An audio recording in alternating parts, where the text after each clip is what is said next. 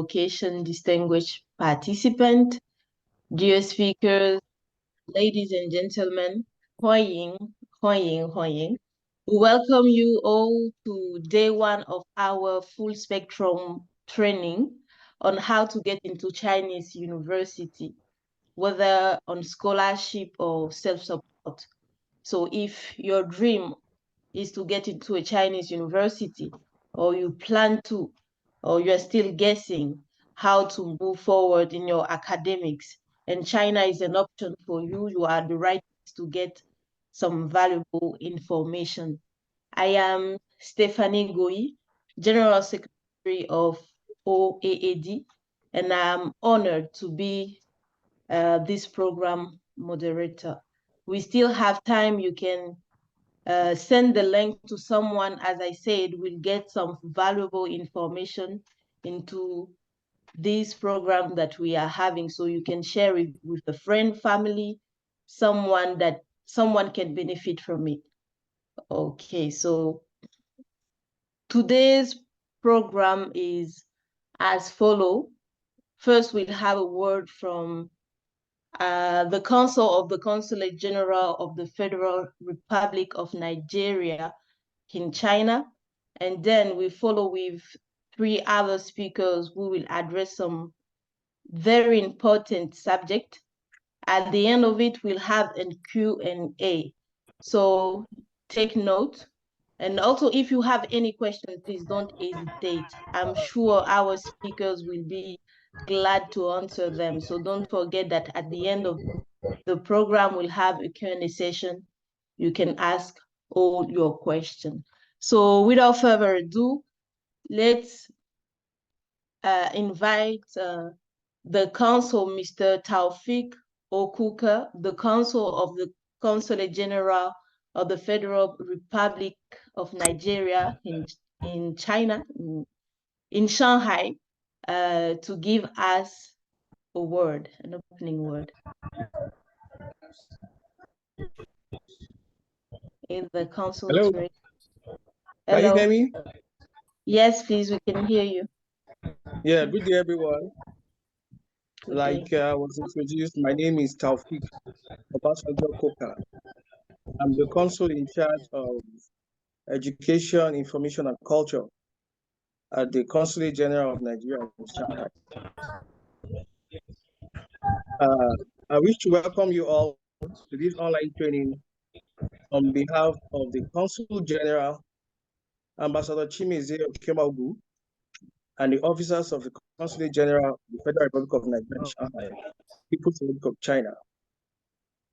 And I wish to state that I feel honored to address this auspicious virtual training titled Study in China, which is supposed to give insights on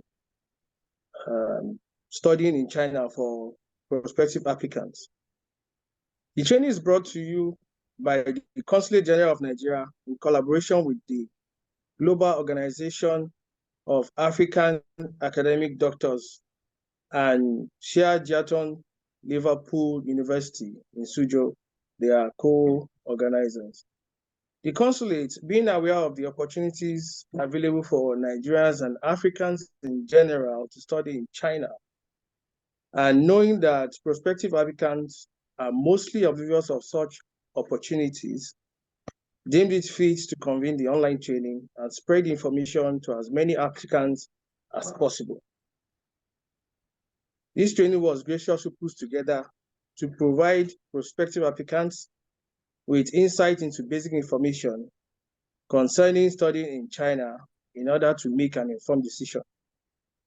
The team of experts over the next 3 days will provide training and information on available programs, requirements for admission, types of scholarships available from undergraduate level to postdoctoral studies, and other important details necessary for applicants to study in China and navigate their way.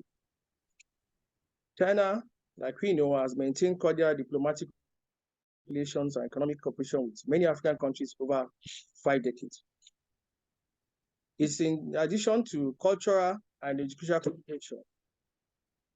Africa and China share the same aspiration to elevate the lives of their citizens and populace, and both have a lot to learn from each other and cooperate on for mutual development. As we are all aware, the importance of education cannot be overemphasized. Education remains a foundation for the development of any nation and an integral part of the strength of a nation. As it is, education is educated population because it exhibits how enlightened its people are, why enlightenment leads to national and global development. This has been demonstrated in recent times by China through the education of its populace, which has brought about rapid development of its economy and society. China's development is greatly hinged on education, as the capacity development of its people. China, at some point in its development trajectory, had encouraged its citizens to go overseas where they had access to high-tech facilities and required knowledge to modernize the country and improve its economy. The repatriated knowledge has no doubt enhanced the rapid and sustained development of the country.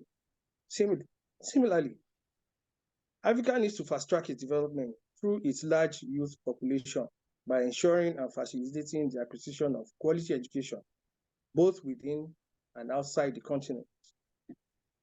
Owing to its quality education, China has become a destination for international studies, attracting students from around the world.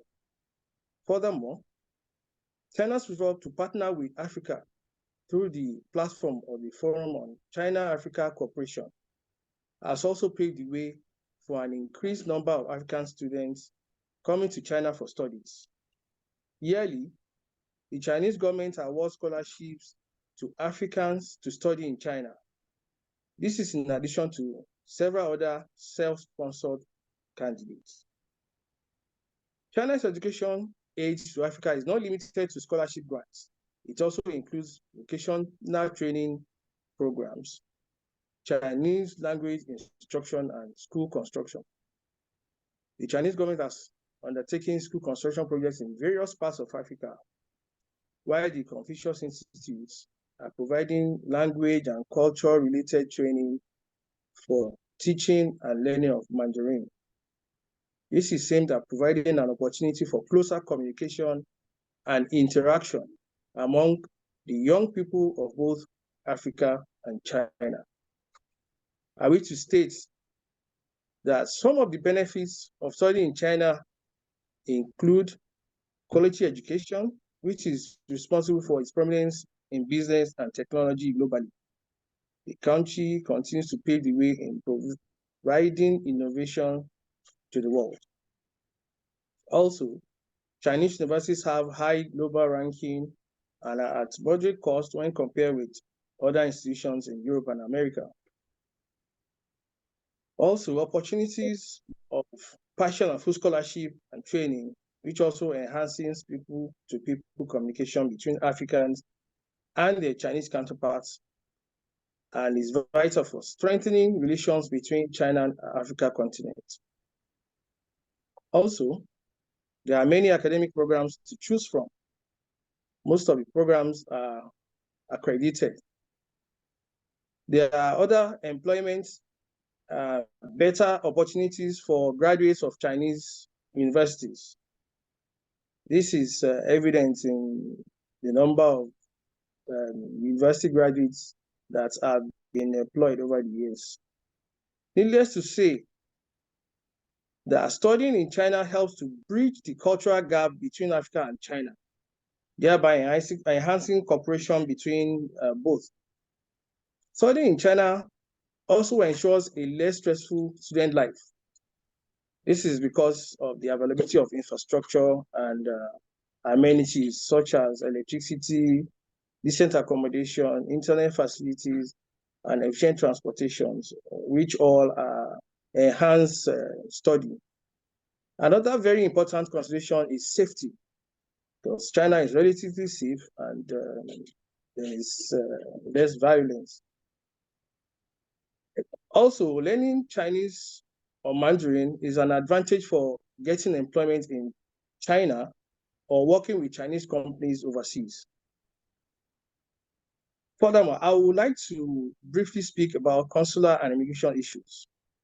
On this, it is necessary to sensitize our prospective applicants and emphasize on the strictness of the Chinese laws, especially on consular and immigration issues. Therefore, applicants should familiarize themselves with Chinese laws and immigration requirements in order not to run afoul of the law. That is very important. Applicants need to obtain study visas using appropriate documents from their countries of origin. On this, I need to stress that getting a visa into China is not a guarantee that you may not be deported or you may not run afoul of the law, because the means of getting the visas, it's very important. The consulate has come across cases where even after entering China, some people will still be called by the authorities based on the documents they used to obtain the visas. So please take note. Another issue is China has low tolerance for lawlessness or criminality. So violation of immigration laws can have serious implications, including jail term and deportation. The challenges of visa renewal is common, and it's a common issue encountered by many foreign students. So please take note.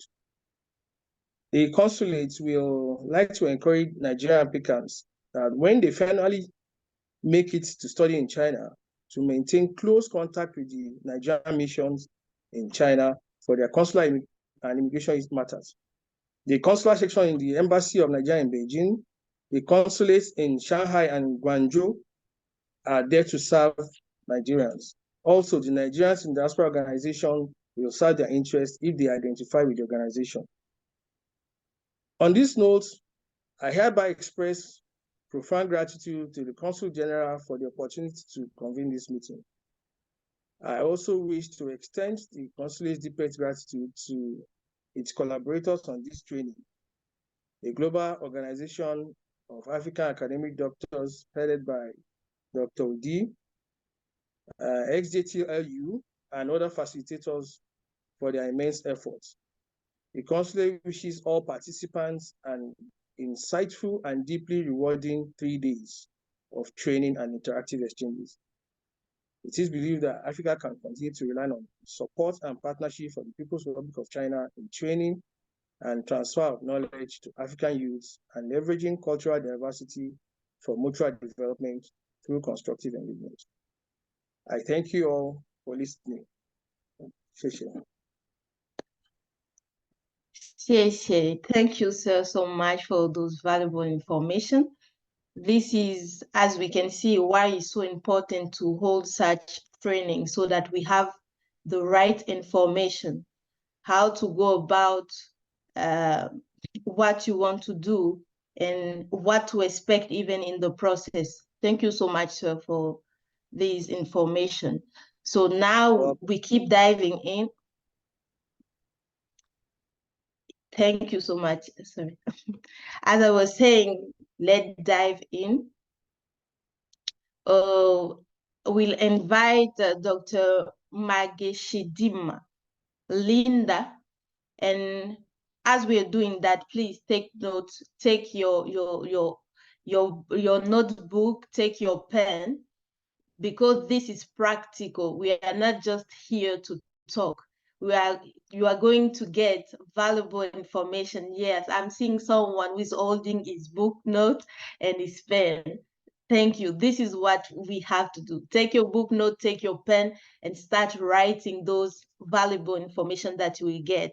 So as I was saying, we invite Dr. Shidima Linda, who is the Financial Secretary of OAAD. She's also a PhD candidate from Chinese University of Hong Kong. So she will address how to apply to Chinese University and also how to get recommendation later. And those are some really important steps as you for you to get into Chinese university. Thank you. So please let's welcome Dr. Linda. Dr. Linda, over to you. Okay. Thank you so much for the warm introduction. I feel so honored. And I would want to greet everyone online today who will be listening to me. So we are here to learn together. So just chill, just be calm. I'll make it simple, no big grammar, no big anything, just very simple, step by step. So we are going to enjoy it together. Please, can you enable me to share my screen? Thank you. So greetings, everyone. I don't know where you are joining from, but I guess a lot of us are from Africa. Good morning, good afternoon, and good evening. So nice to be here. You can try sharing your screen, let's see. Okay, thank you so much. Thank you.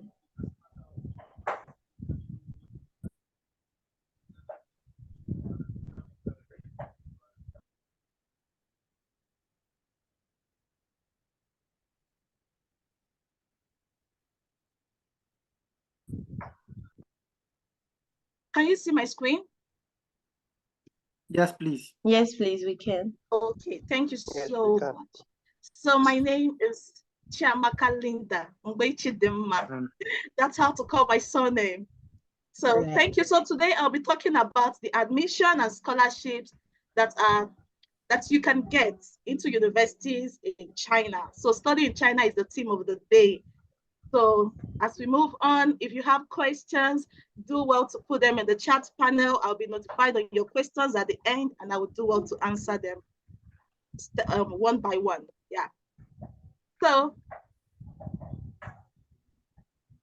to start with, I'll be talking about the application process first, of which I'll be giving us tips on how to go about it. So first and foremost, you want to come into China to study. So I'm sure most of us will just go online and search scholarships in China. There are a whole lot of them. So, but for the discussion of today, my examples will be focused on CSE scholarship and ANSU scholarship, which I know to be more popular, famous, and I know that we have a lot of persons who have benefited from both of them. So in order to know if you are qualified to study in China, or if you are eligible to be a candidate to be considered for most of the scholarships in China, first and foremost, there are criteria that you should tick on your JOTA. Okay, now first thing is, are you a citizen of any other country aside from the People's Republic of China? And are you in good health, mentally and physically? Another thing is, you need to be of good academic, your standing, both in health and in academic, has to be, what's going on?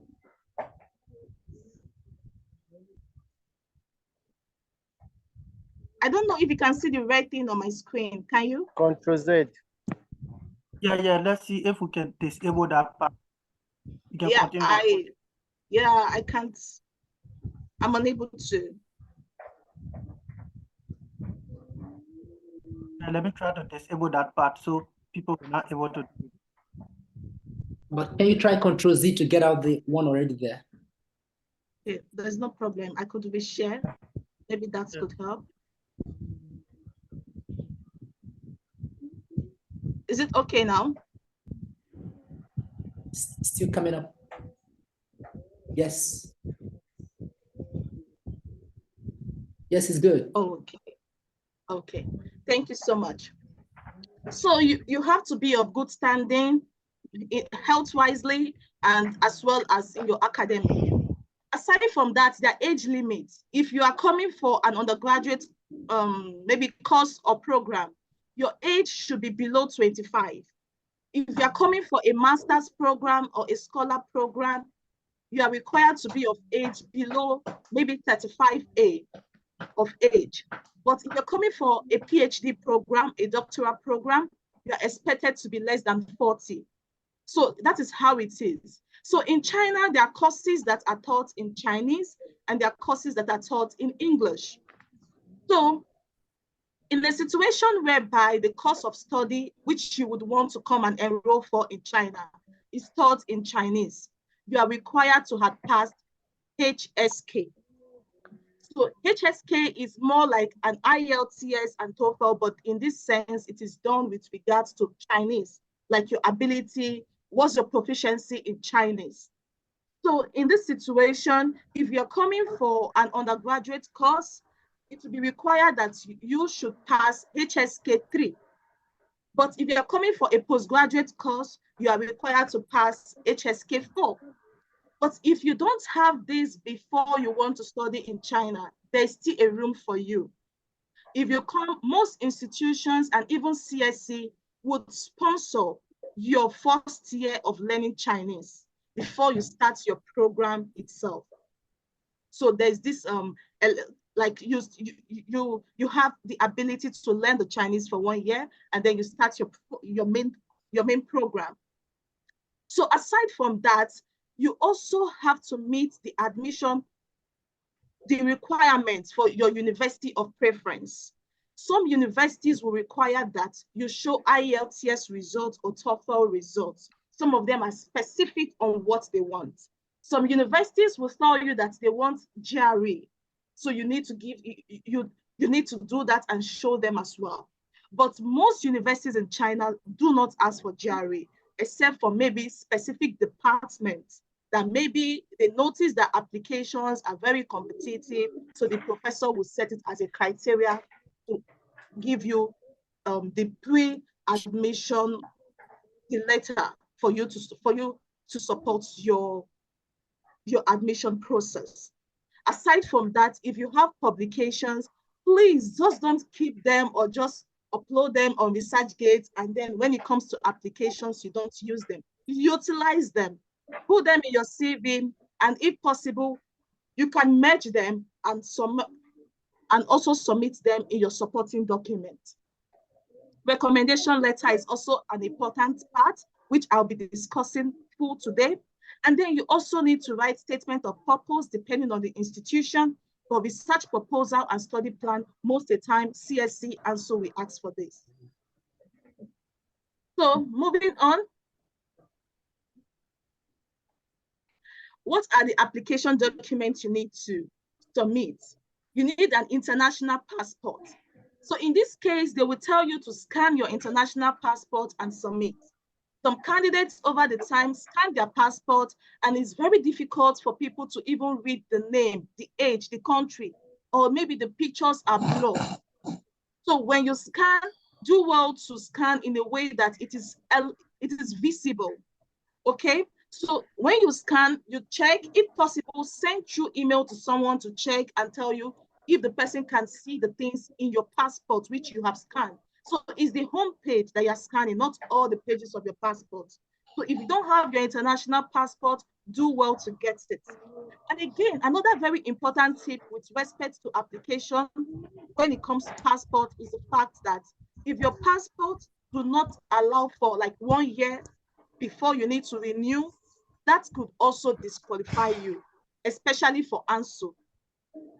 So most universities see it very difficult giving you documents to go renew just as you had arrived. They have students already. So what you need to do is ensure that your passport is valid, ensure that your passport is up to date, ensure that your passport have allowance of about a year. In a situation whereby you have applied for an international passport and the passport is not ready, you can do well to submit an ID card that shows your name, that shows your sex, that shows your nationality, and also show your date of birth. This could be considered.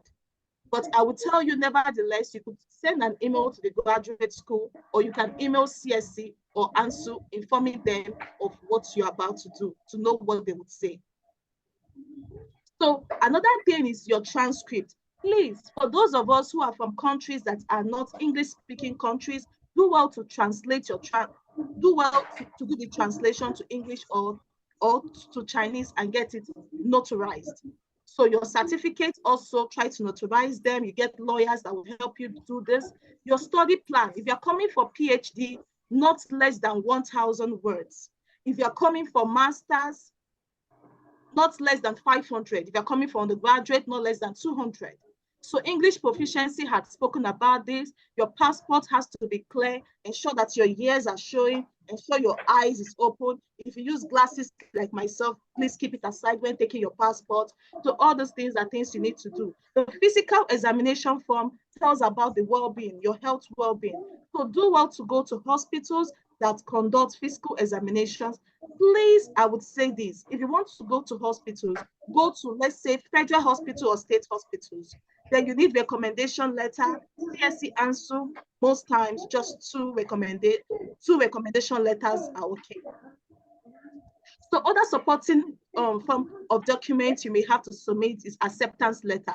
Mind you, during the course of your application, once you have an acceptance letter, it's like a pre-admission letter.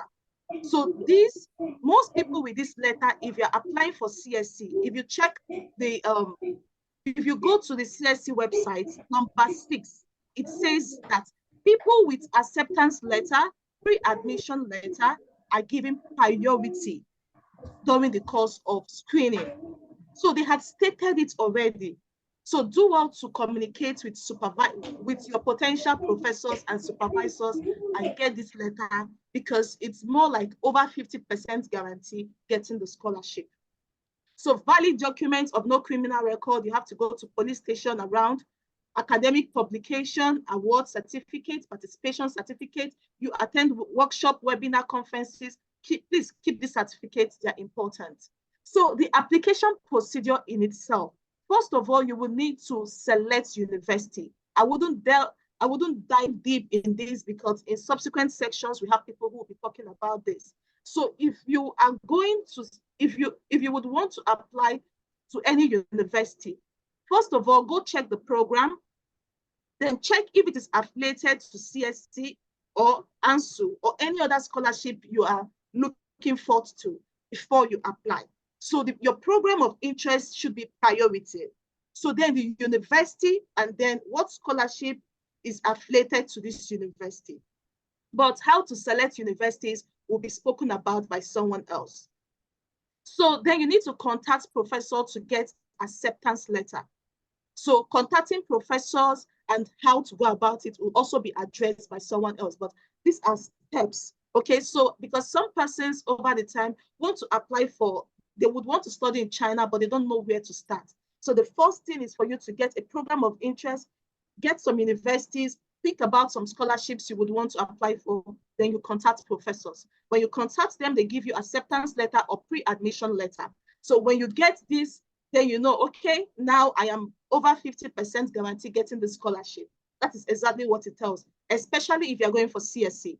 So then you go online, download the physical examination form, you fill the form, take it to the hospital, you go with a passport. Please ensure that the hospital use their stamp on your passport that will be on the form. If not, that form is just invalid. You just wasted your money and your time conducting all the tests. Ensure that it is stamped, you know. So all these requirements in details will be discussed by another speaker, but I just have to put emphasis on some very crucial points. So aside from that, we'll dive deep into the online application. So for the online applications, there are several links. Please, links are flying everywhere. Do well to confirm that you are not in a wrong link or you're not applying through a third link. Most of these scholarships are authentic. They have their own website and every other thing. So confirm that the link you are using is what it is.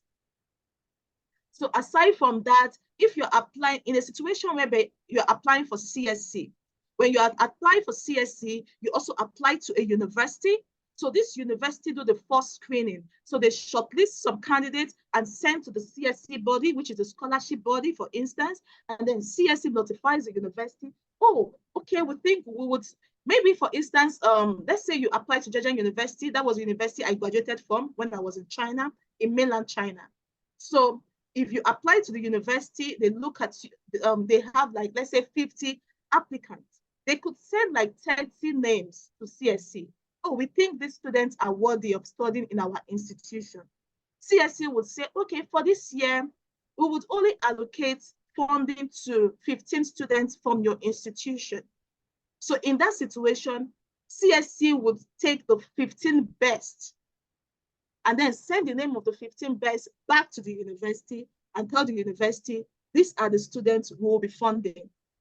So the university now has the responsibility of compiling the admission letter and disbursing them to the applicants. So this is how it is done. So if you're applying for CSC, this is actually all you have to do.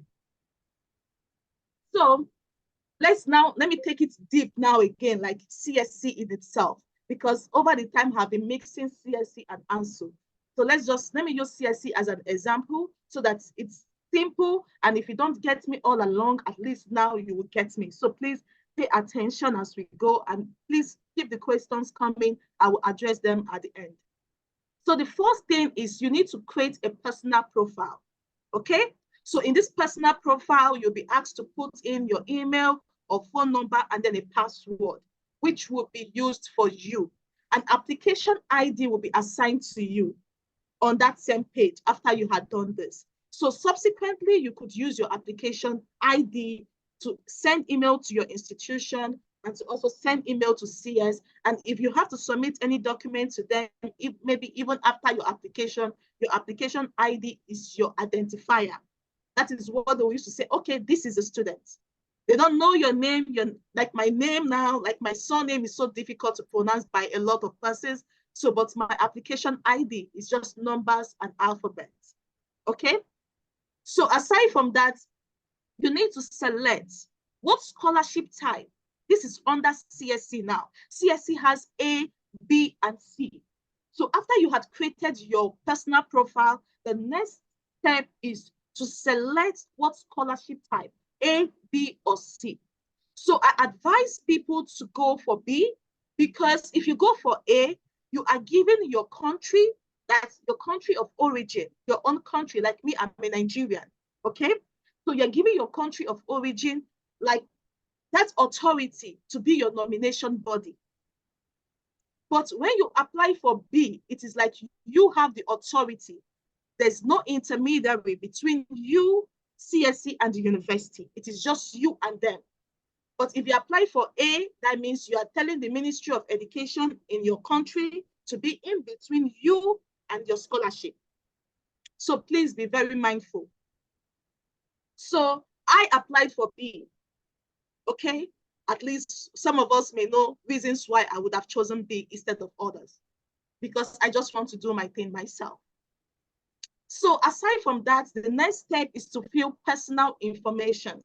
So here they would want to know you better, okay? Now you will tell them what is your first name, what is your last name. You tell them your age, you tell them, some of them would ask for maybe your family's name, all those kind of things, how many children, family of what, all those things are just, they just want to know you better, okay? What country are you from, your address, all of that they would ask. So prepare that, your postal address, those are personal information they would want to know about you. So after this, you have to fill your education and employment history. Please ensure that whatever you fill for your education and employment history aligns with your CV. If you are going to upload your CV and you put that your education history, you had attended 4 institutions, and when on the website you put 2, and then when you apply to the university, you put 3, you are just creating a confusion that will result to disqualification, okay? So please do well to ensure that you provide information that are holistic. Ensure that the information you provide are authentic, verifiable, and at the same time aligns with every aspect of that same application. You're applying to CSC, your education and employment history should be the same with what is going to reflect in the university application, and should be the same with what you have on the CV you are uploading. Okay, please. Aside from this, you have to fill your English or Chinese language proficiency. So now in this stage, if you are from an English-speaking country, like myself, I'm from Nigeria. And in Nigeria, English is our first language. So I don't have to do IELTS and TOEFL. I have never done it. And I know how many scholarships I had gotten and have to choose where to go. Okay? So all you just have to do is contact your institution where you had graduated from in Nigeria. Were you taught in English? Yes. So they should give you a certificate to show that you were taught in English. Okay? That is already fine. That can fill the space. Especially for China, at least they know that most of us from Nigeria are from English-speaking orientation and we're taught in English. So, but if you are not a person from an English-speaking country, do well to write IELTS and do well to write TOEFL. Register on time and get your results ready. Another thing to fill is a study plan.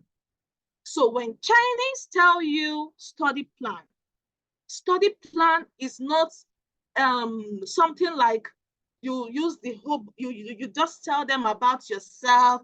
When I was young, I noticed I was kicking bottle, and by kicking bottle, I know that I will become an engineer. And then when I become engineer, tomorrow I will, please, please, please. That is just fallacy. Nobody would take you serious if you submit such kind of study plan. No one cares about that emotional, I have this, I want to do this, I will come back to do this. Chinese are not interested in that. What they want is, what are you coming to do? So for me, I think they should change study plan to research plan. Maybe that will enable people to understand what it is. Because when you see it there, you just write the normal thing you write to the US and European countries. It doesn't go. In this place, you should be able to tell them. Even during my time, what I did was I proposed a topic which aligns with that of my potential supervisor who had given me an acceptance letter. I proposed a topic. I stated the methodology I'll be using. I told them about the equipment. I told them about the significance of my research to their country and to my home country. And I told them the long-term significance of what I was coming to do, okay? And how much this would enable my future career goals. So this is what they want to hear from you. Not, I was kicking bottle in secondary school. Please, if you do this, I'm sure you will be among the first persons that will just sideline your application, okay? So aside from getting the study plan out, ensure that it's at least up to, if you're coming for PhD, you should have a study plan around 6, 7, 8 pages. For masters, about 5 pages. Just ensure you write systematically, okay? You could just want to give a brief talk at the top, and then you propose a topic, you give them an introduction, tell them about the methodology, the materials and methods you would look forward to implementing, how the potential supervisor have some of the equipment you'll be needing. All these things are things you need to put.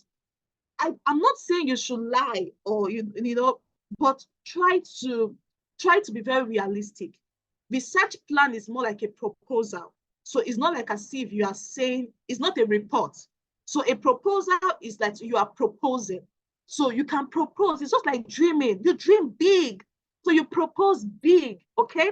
So that increases your chances of getting it because you're competing with people, not just Africans. You're competing with people in other continents who maybe had people who had gotten such scholarship and would guide them on even how to produce like more dream thought kind of methodology, like methodology that are not even in existence and might not be in the next, like someone talking about some aspect of quantum, all these quantum dots or mechanisms and the rest of them. We know that recently we are starting to exploit quantum, but there's not much that has been known in that regard. You are coming to do something in cell and molecular biology or something related to that, and you're talking about ultrasectioning, using more sophisticated programming. Like there are things, just try to explore, read recent papers and see what is happening. Use it to build your study plan. I tell you, it's so important, but people just write anything and feel, oh, let me just feel something there. No, please feel something tangible. So in the fill order contact details, they would ask you to fill the name of your guardian. If you have a guardian in China, you have to fill that. If you don't have a guardian in China, do well to fill that of your parents. Like for me, while I was applying, I filled my parents. They are my guardian, my mommy and my daddy. Okay? And when I got into China, when they asked me if I wanted to change, at the time I got a mentor in China, and then I also included his name. Okay?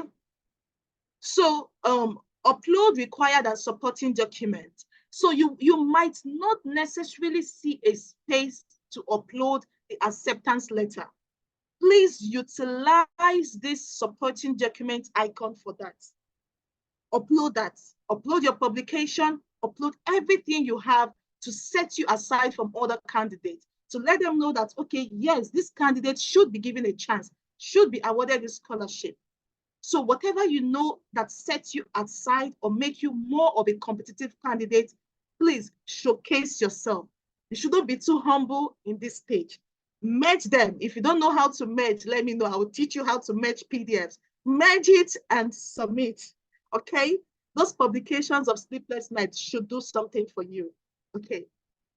Let me, I think I'll go a little bit fast. I don't know what the time is.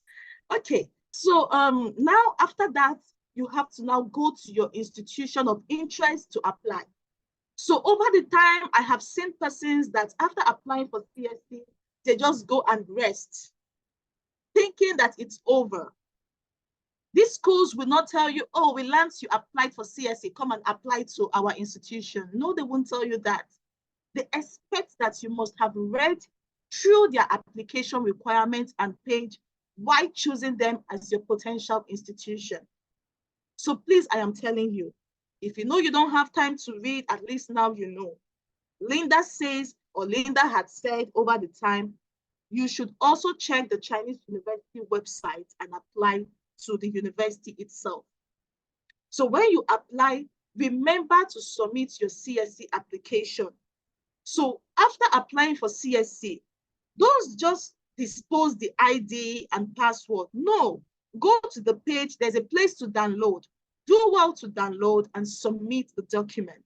So after you had done this, like ensure that you fulfill all the admission requirements and the rest of them, prepare for interview or examination, or even both of them. I did both of them for Zhejiang University. Prior to my set, it was just an interview. During my set, they started both exam and interview. The exam ranged about 4 hours to 6 or so, about 4 hours for the exam, which you have to choose 4 subjects and you write on them, and then you answer the questions. So get your admission. So after that, you would get your admission and scholarship notice from the Ministry of Education through your university. So then you can move to either Lagos or Abuja. If you're in Nigeria, I'm a Nigerian, okay? So, but if you're, depending on where you are and where the Chinese embassy or where the embassy is, you go and prepare for your visa. You get it, and then you prepare your coming to China. So there are benefits to applying to CSC. I'm sure would want to know. This lady has been talking about these scholarships. Why is she talking about it? What do I stand to gain coming to China? First of all, you don't have to think about tuition fee, okay? If you get CSC, tuition fee settled. Aside from that, you'll be paid to study, okay? So at the time I checked the website, this is what it is. If you're an undergraduate student, you'll be paid 25 RMB. If you're a master's student, 3,000 RMB. And if you are a PhD student, 3,500 RMB. So you would also be entitled to a free university dormitory or accommodation subsidy. This accommodation subsidy most times are for maybe you don't like the school hostel, or you're not used to staying in the school hostel or dormitory. You could apply that, please, I want to live outside. So in that situation, they give you they help you subsidize what you would go to pay outside. So most family people do this. They use they mostly apply to get the subsidy. So you also have a comprehensive medical insurance, okay? But this depends on the length of your program. A person coming for less than 6 month program will be required to just pay 400 RMB. Oh, this is yuan. So yuan RMB is the same thing. It's just, yeah. So now let's talk about the benefits of,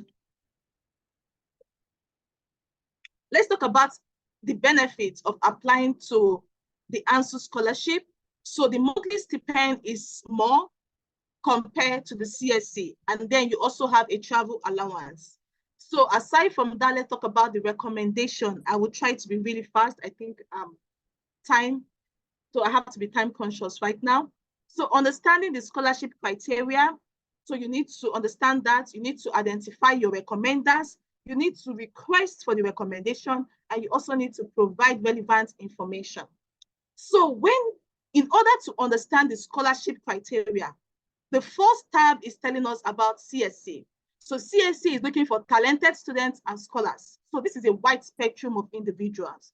But ANSU in itself is looking to train individuals, young scientists. So this is to tell you that it is mostly science-inclined courses, or people with science exposure would have greater chances with ANSU. Look at the institutions even given that are affiliated to ANSU. This is USTC and this is UCAS. So by the name of the institution, you would even know what they are looking for. So now you have known the criteria, now you know what they are looking for. You need to identify an appropriate recommenders. Please do well to reach out to your professors. CSC will tell you meet professors and meet associate professors. But if the situation whereby you don't have professors, do you have someone who had received a Nobel Prize before? Such a person is a very good candidate, even more than a good candidate, to write a recommendation letter for you. Or you have someone who is very influential, popular, famous, and well-known. Or you are involved or participate in an organization like OAAD. These are benefits to gain being a participant or being a member. So aside from that, now we need to request for the recommendation. So depending on your relationship with your supervisor or professor, you can meet them in person, you can decide to call them, you can decide to email them, you can decide to chat them up on different social media platforms. But one thing remains stagnant. Please be polite. Please be polite. Aside from that, provide the recommender with relevant information. If possible, your CV, personal statement, transcript, and any other supporting maybe document, in order to enable them know about you more and be able to write to the criteria required by the institution. So I wouldn't delve deep on this, but this is Zhejiang University, the school where I finished from. So this is like this is actually, they tell you everything they want on their website. Just take the time to read and you will see all they are looking for. So aside from this, when writing the recommendation letter, in a situation where I have seen some professors that would tell the students, okay, write about yourself. Now they want you to judge yourself before they judge you. That's what I believe when a person tells you to write. I feel that's what they want to do. So persons don't even know. Or maybe when the professor asks you, you say a recommendation letter, what are they looking for? Oh, Prof, I think it should have an introduction, a body, and a conclusion. So now the key component is that first and foremost, your recommender should be able to tell the relationship between you as an applicant and himself or herself. Should be able to attest to your skills and be able to endorse the suitability with the scholarship you're applying or the admission you're applying for. Please do well to ensure that you ask someone who is good in English to write your recommendation, so that the grammar or spelling errors of the person will not be a limitation to you. Sometimes some professors will say, can you read this and let me know if it is okay, or something like that. It doesn't happen all the time, but if in such situation you're asked to proofread, ensure that you look at the grammar, the spelling errors, okay? And at the end of the day, do well to show gratitude to your recommenders, because you would need these people. Okay, I can't start now to honor my professors, but I would like to talk about them. But I can tell you, all my supervisors all my life have been wonderful people. They are fathers and mothers to me, and I love them dearly. So important tips now is you need to start your application now, okay? Some schools require you to pay application fee. My institution I didn't have to pay application fee during my time, but as of last 2 years, they started receiving application fee. So please do well to check. Just don't dwell on what you see on social media, okay? Confirm the latest information. So most scholarships in China are now becoming very competitive due to people's awareness. So please, quotas will keep reducing due to financial and economic constraints in countries. So do well to apply on time. So cost of living in some cities are like more than others. Other speakers would dwell on this in telling you the institutions to go, maybe due to cost of living. So the application usually starts in October, just October, November, December. By January, deadlines start flowing. January, February. The up one is for CSC, the down one is for ANSU, CSC for Zhejiang University. If you're applying to the university where I finished, just know that around January 15th, your deadline is there. If you're applying for ANSU, it's in itself, February 15th, okay? So please just know that the deadline is around the corner. And as you apply, remember to pray. Prayer works if you work at it. So you just don't sit and pray and fast and you're not doing anything, okay? On this note, I would like to say thank you all for listening to me. And please, if I had taken so much time, I am so sorry. Thank you.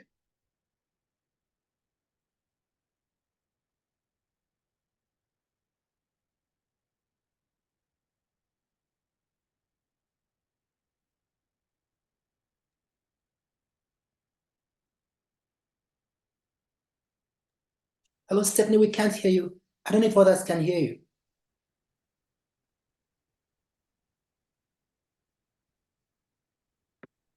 Still can't hear you. Please, can others hear her? No, Oh, no. I can hear her from here. Please, can you hear me? Yes, now.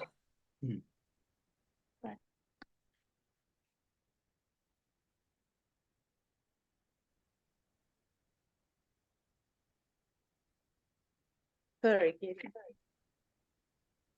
let me unmute my computer. Yes, we can hear you now. Please proceed. Okay. So I hope the sound is coming.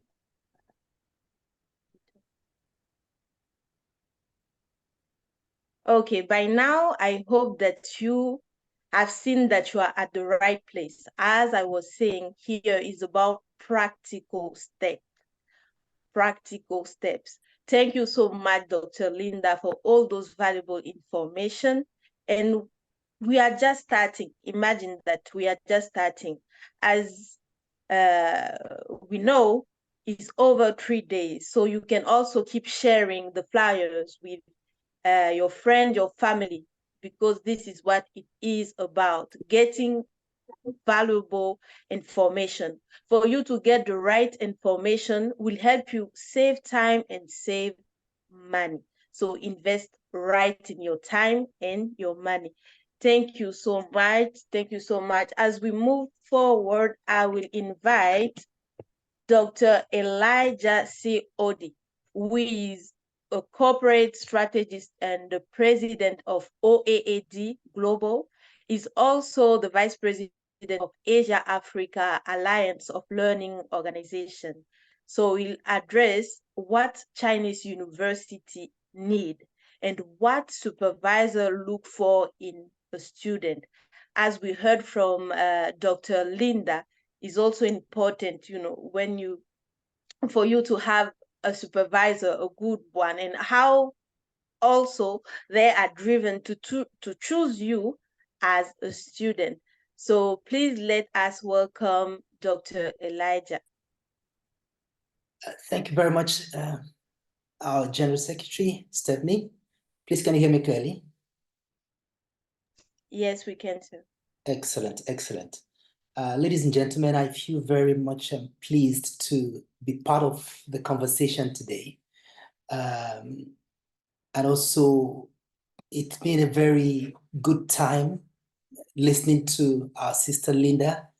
And in fact, beginning with when we listened to Mr. Koka of the Consulate General of Nigeria in Shanghai, it was so beautiful, very balanced engagement, and I feel very glad to be in this conversation today.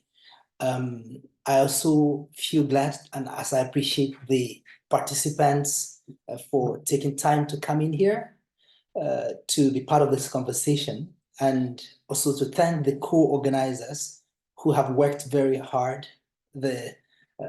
alongside the Consulate General of Nigeria in Shanghai, as long as the in addition to OAD, and also the Next Level Education Foundation International, and Together People, then Shen Jiaotong Liverpool University. It's a beautiful thing to have us all here today. And like it was mentioned, I want to emphasize some very useful aspects. And I want to remind us just from the beginning that we are not just having a conference. We're not just having a webinar. We're not just having a training. We are actually involved in strategic engagement that is intended to prepare a lot of young people from around Africa strategically to get themselves involved in doing what they have to do to help themselves, to help their families, to help their countries strategically. Before I came to China, I had got a scholarship to consider going to the Netherlands. But after exploring that, I said I wouldn't go there because Netherlands in Europe, they have actually gone really far from where I'm from, Nigeria, even though at the moment I represent many African countries as a result of my involvement with OAAD. So, but one of the reasons that made me come to China was that I wanted to find out why has China made the progress that has been made within the short time that it has been recorded. And I want to emphasize that in 1960, the GDP per capita of Nigeria was 93 USD, while that of China was 90 USD. And by 1981, the GDP per capita of Nigeria was 2,188 USD, while that of China was, I think, slightly around 300 or 200 and about 297 or thereabout. Then by 1993, the GDP per capita of China overtook that of Nigeria in 1993. Just 1993. The GDP per capita of China became higher than that of Nigeria and has continued going higher and higher. At this time is about 13,000 USD, while that of Nigeria is in the neighborhood of slightly up about 2,184 USD. That was 2022, according to the World Bank data. Why am I mentioning these things? I try to find what made China make this progress. We are not talking politics here. We're not talking some kind of story. We're talking about your life as a human being. We're talking about my life as a human being. We're talking about your family members. We're talking about the quality of life you can live. I've been in China for the past over 7 years, and I've seen things happening. And ladies and gentlemen, I want to tell you that there is no secret, there's nothing too special about what has been done, but it's just that some human beings decided to make efforts, to work hard, and to get things done. And the platform through which they did this was just education. They worked hard. The leaders made, had strong commitment, which is why I'm talking on this, what's education? What's education all about? What's the essence? What's the essence of education? How did education begin? And does everybody have to be educated? Does everybody have to go to school? Actually, people were not going to school in several years. Education in its formal form began just about not up to maybe 3 to 4 centuries. So but all the while, people have been alive and they have been doing their things. What is education about? It's all about survival. It's about learning what you need to survive well. So when we are talking about this and we're looking at the various aspects of it, we want to be able to see why are we organizing this conversation? We want to be able to make it possible for people to think about strategic education and to open people up to opportunities that they can get, have access to when they're in a particular area, particular location. But wherever you are, you must be paying attention very strategically to ensuring that you are considering what you can do with what you're able to learn.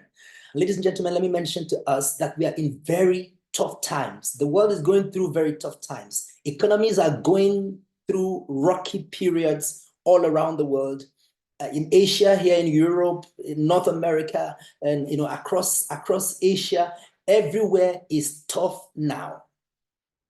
And in many occasions, many people have said that education is not delivering, maybe that education is scam, because they are expecting education to do what education has not promised to do. What education promises to do is to open you up, give you the skills, give you the instrument with which you should pursue your own survival, not necessarily just get a job or things of that nature, but to be able to drive your processes. And that's why we're very excited that also we're not just having this webinar in an open-ended format.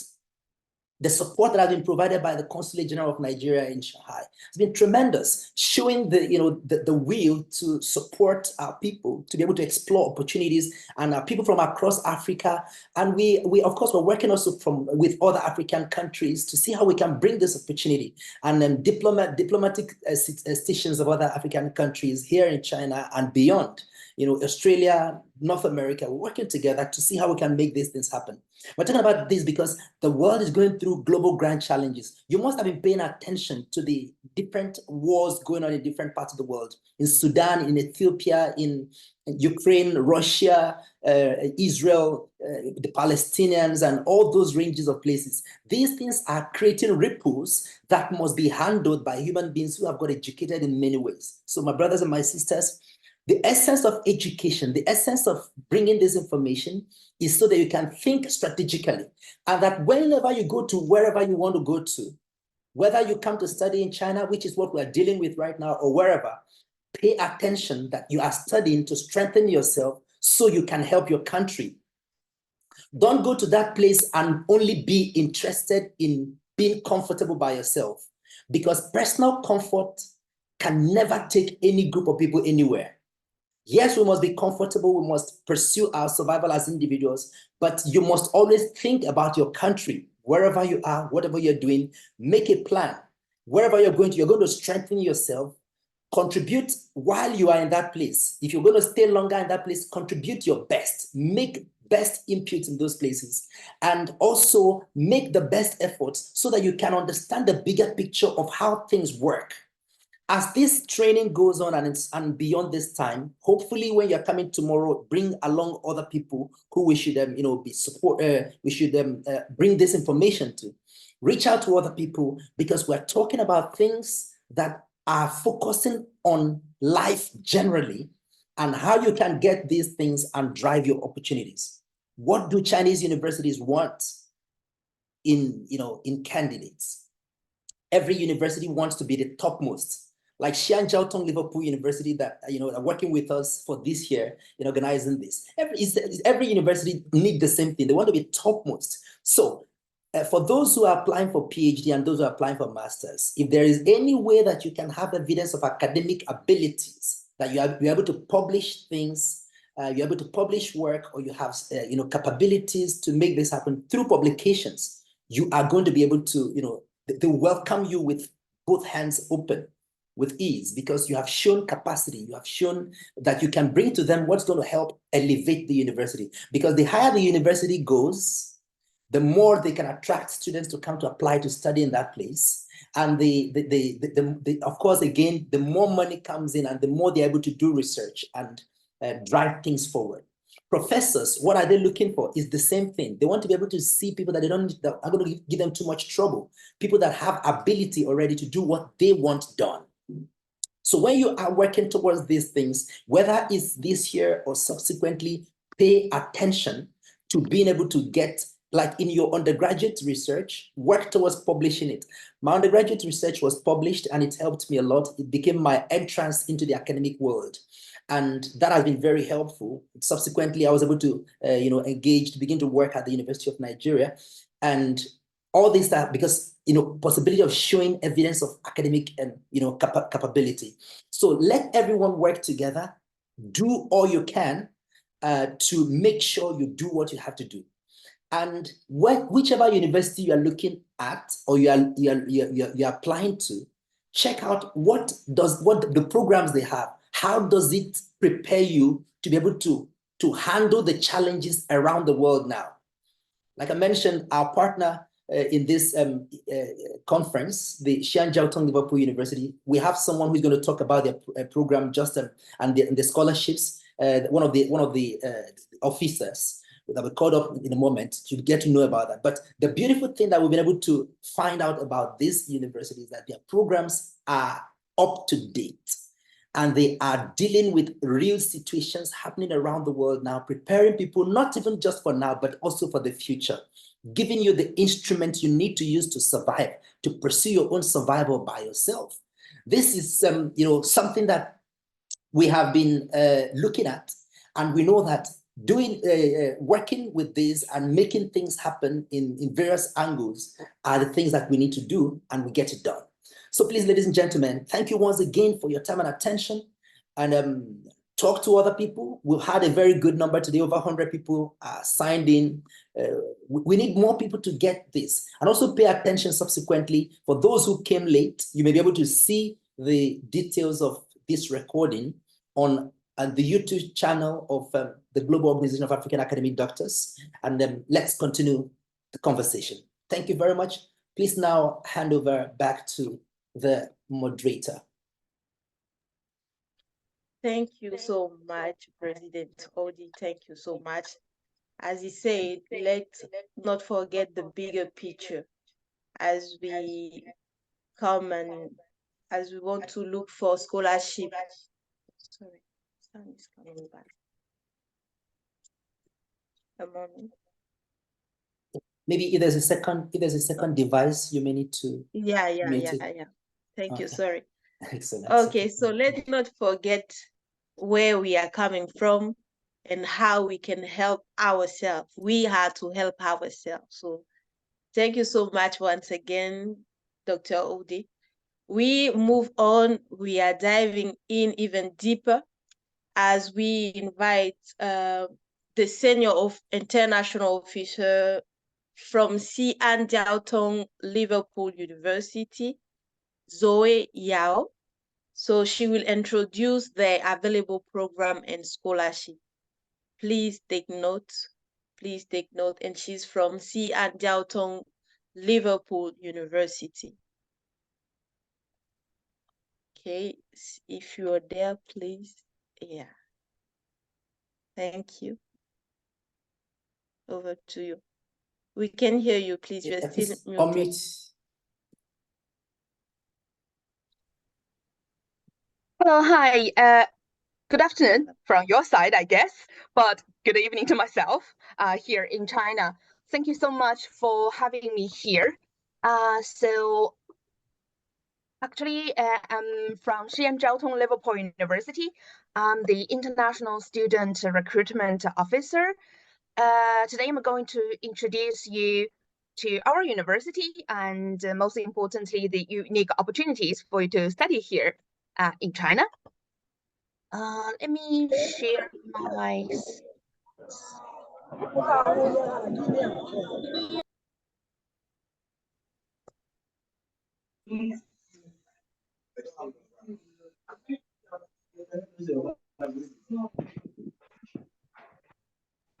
So Xi'an Jiaotong Liverpool University is actually a very unique university here in China.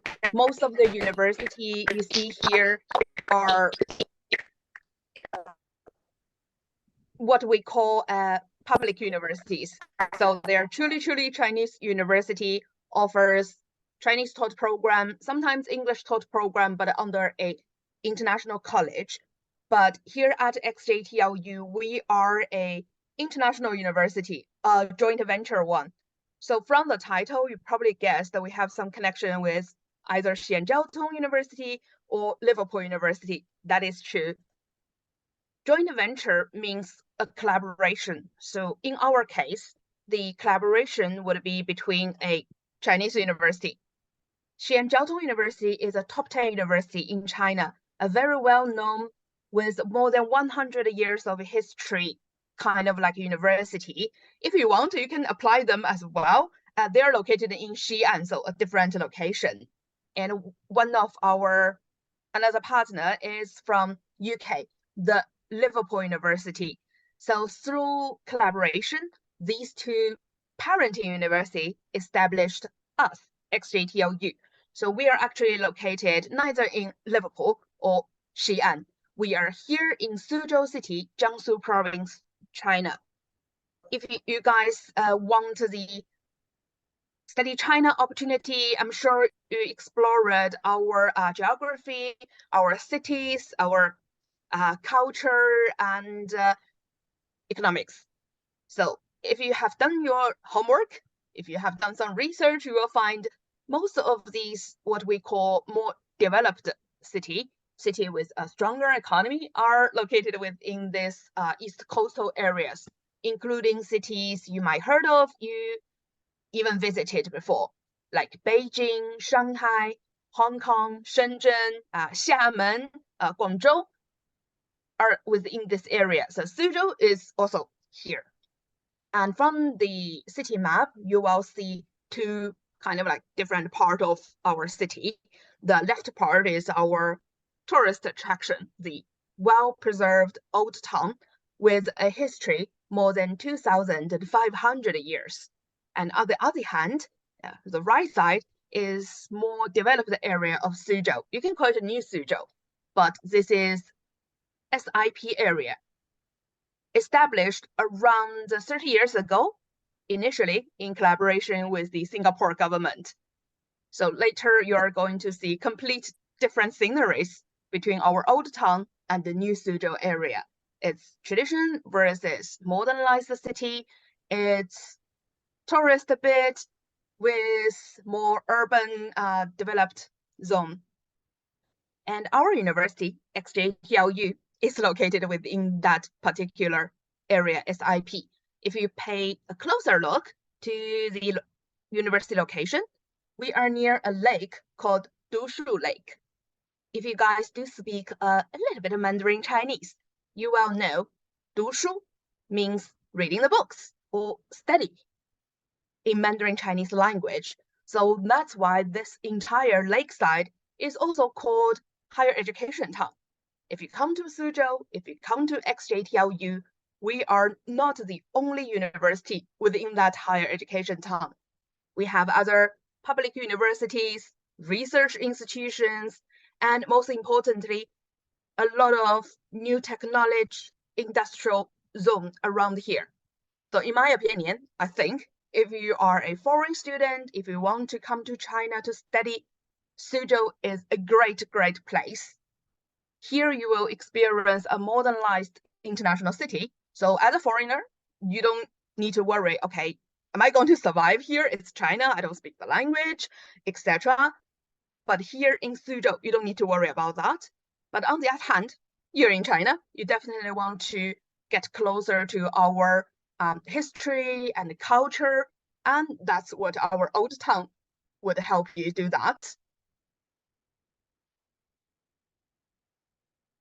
So from here, you will see our beautiful sceneries, the new development of our city. If you are thinking about, okay, I still have no idea who you are, I would admit Suzhou is not that famous in the international podium yet.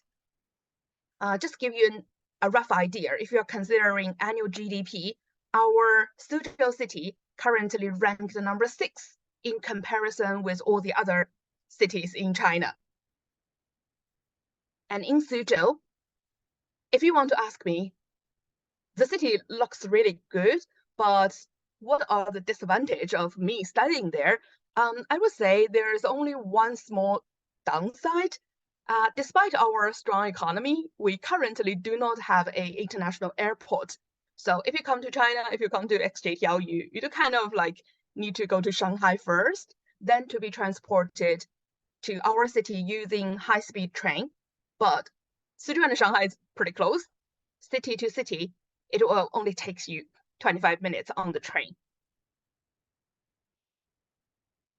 And our Asian town is a tourist attraction.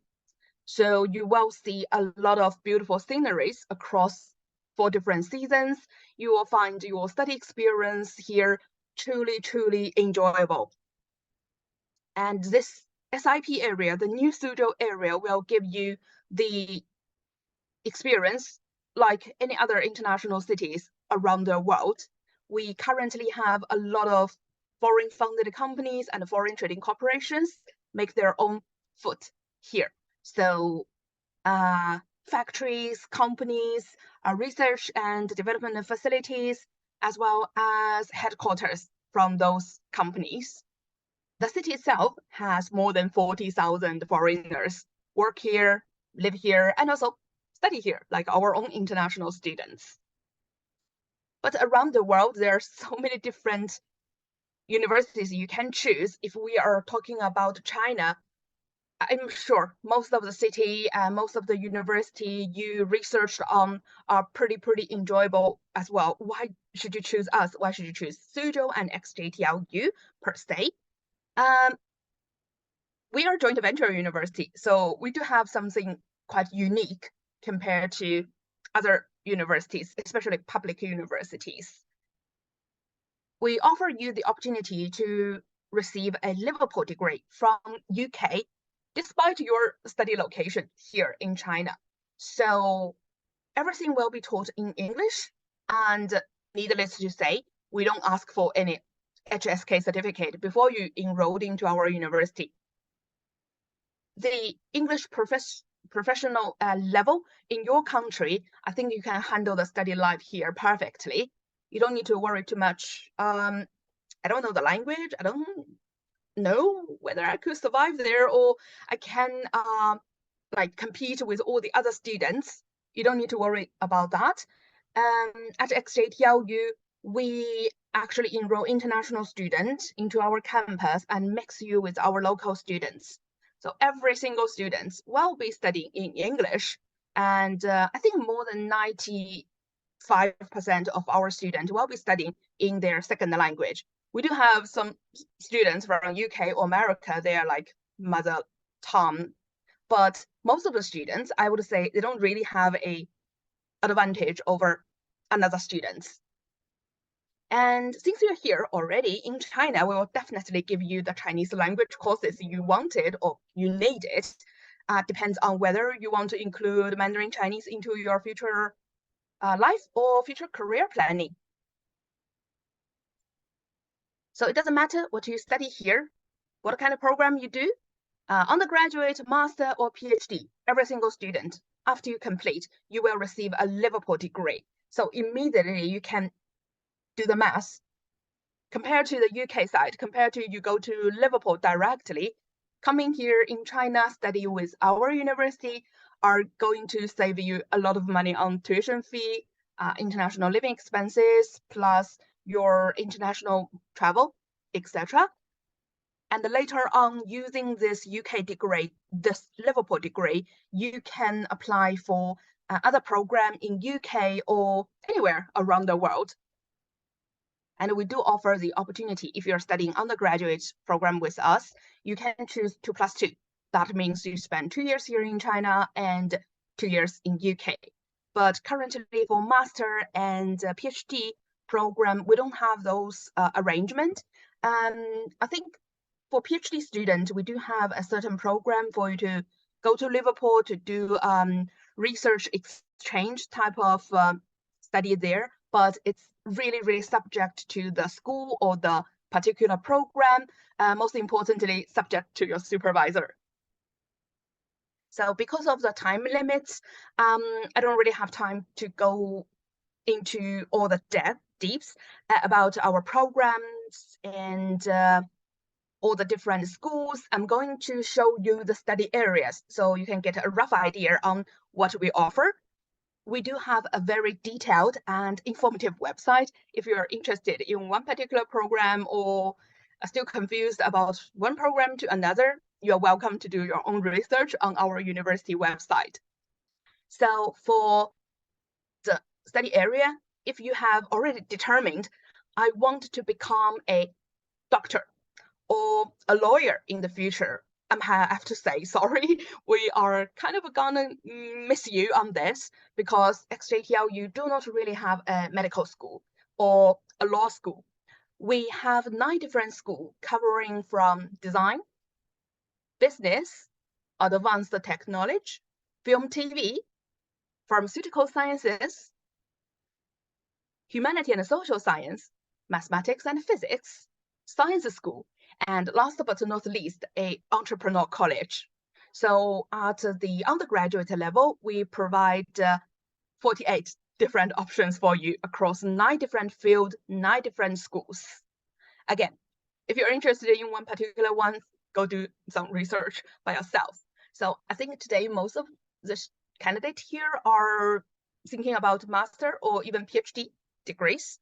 So every single school we have offer master programs, and most of our professors here will offer PhD opportunities, but we don't really have a program list for each single PhD programs we have. Applying PhD is a little bit different from master degrees. You have to do your own research, contact the supervisor, get your permission to start all the paperwork later on. So again, we have a very detailed website. If you're interested, you can browse through the PhD admission webpage to find out more about that. Regarding the master degree, like I said, every single school, design, humanity and social science, business, mathematics, future education, film, TV, even entrepreneur college, we do offer variety choice for you. For master degrees, it's more close to your future, maybe career planning or your research planning. So I'm sure you have your own mind set it already for what kind of degree or what type of degree you want to pursue. Only thing I want to mention here, you will see different title here. So some of the program called MA, some of the program are called MSc, and we have other program called MRes. So what's the difference? For MA program is Master in Art. So most likely we wish a candidate to have a kind of like similar background. You will have a bachelor degree from humanity or social science or even business, so you can apply. But for MSc program or MENG program, we would like you to have a relevant science background. So if you are from, let's say, a BA business or BA management background, I don't think we can admit you to, let's say, advanced technology school under MSc, financial computing or human computer interaction. So it has to be connected to your bachelor degree. And again, MSc, MRes here. These are research master. So we are trying to cultivate a master students towards their own PhD degrees. Apply for MRes only if you have the ambition or the enthusiasm for research and you are actually considering a PhD degree or more academic kind of like career in the future. Okay, let's move to the next section. We do have 2 different campuses here in Suzhou. So one is located within the SIP area and another one located in Taicang. This is also Suzhou. We are really, really big city, but Taicang Entrepreneur College is a second location, a second campus. We offer some very unique program here and kind of like really different education philosophy. So if you are considering program-wise, we offer a entrepreneurialism and innovation kind of like related master program here. Again, we are going to just browse through some of our university facilities and environment. So give you a rough idea on what you are going to expect if you come to China, come to XJTLU to study. This is our Taicang campus. We finished all this construction just 1 year ago. So this is a relevantly new campus. And you will see the facility are really, really modernized, and it's very, very nice. Currently, we don't really have a large number of students enrolled and currently study at Taicang campus. So that's why all the facilities looks a little bit empty at the moment. But on the other hand, since we don't really have that many students, you can enjoy all the facilities and no need to worry about, okay, I need a seat in the library, but it's like overly crowded. And this is accommodation we have.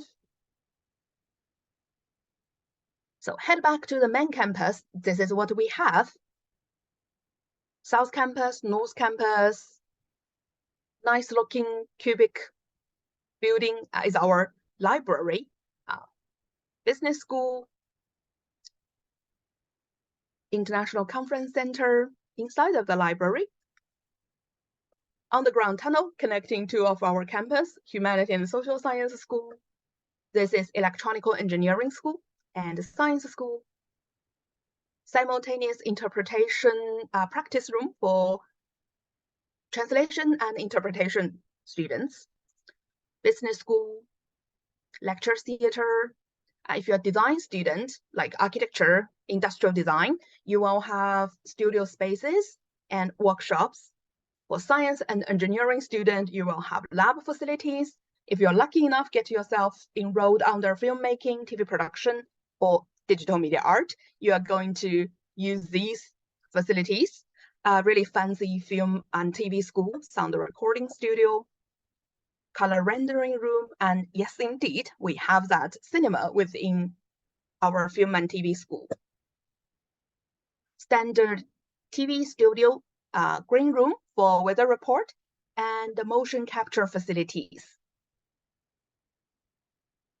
Of course, we have sports facilities and more than 200 student clubs and societies for you to enjoy your free time outside the classroom.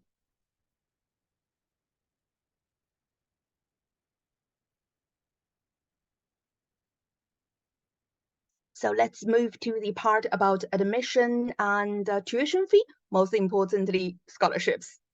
So we do mention that we are a joint venture university, not a public university here in China. So I'm afraid I will bring a really not so good news, maybe a bad news. The scholarships you guys mentioned before, the CSC scholarships are not going to be applicable for our university. So CSC, you can only use those on public universities, but not XJTLU, since we are not a public university. So if you want to apply our university, if you want to scholarship opportunities, you have to rely on us. We have our own entrance scholarship, we have our own research scholarships, and for PhD students, every supervisor will have their university-funded projects. So the supervisor will cover your tuition fee and monthly stipend, etc. But I would say you can't expect the CSC level full scholarship plus living expenses plus accommodation. As a joint venture university, we don't have that kind of like funding from our Chinese government. So everything we do have to be on ourselves and from our own pocket. And if you are a student from Nigeria, applying our undergraduate program, we will need you to, of course, finish your high school. And since we are English taught institution, get an IELTS is important as well, but I think we can use your own curriculum English exam result to waive our IELTS requirement on this. Just in case if you don't have these C6 level of grades, you do have to do an IELTS. And here in China, the university is a 4 years program at undergraduate level. If you are thinking about applying our master degree or above, the minimum requirement would for you to graduate from a relevantly good university, have a GPA 3.0, and each single master program will have its own kind of like entry requirement. So the minimum requirement is 3.0, but some program may have like more competitive kind of like situation. So you do need to have a better grades to be competing with all the other candidates around the world. And every single program, MA, MSc, MRes will have kind of like different IELTS requirement as well. So applying our university is fairly easy. Just go to a website, fill in an application form, and our admission officer will just follow up. So regarding the scholarship, like I said, it's not as excited as CSC, Chinese Government University, but we are pretty generous on international student entrance scholarship as well. If you apply for our undergraduate program, you will get up to 50% of your tuition fee, and you will have the opportunity to renew that in the later years. So here in China, receiving scholarship, there's only one way: being a good student academically. And for masters, we do have different type of scholarship. If you are applying from Xianjiaotong or from Liverpool, you are considered as alumni. You will receive certain discount. Upon entry, you will be assessed for entry requirement. You will receive a discount on 20%, 30%, or 50%. But a full scholarship will be considered if you apply those MRes program. Remember, Master of Research. So if you do have your own planning, career planning or life planning into a PhD candidacy to a more research or academic kind of like led future career, you can apply our MRes program. They do come with full scholarship opportunities. And these are the tuition fee we charge per degree, not per year. For master, it's per degree.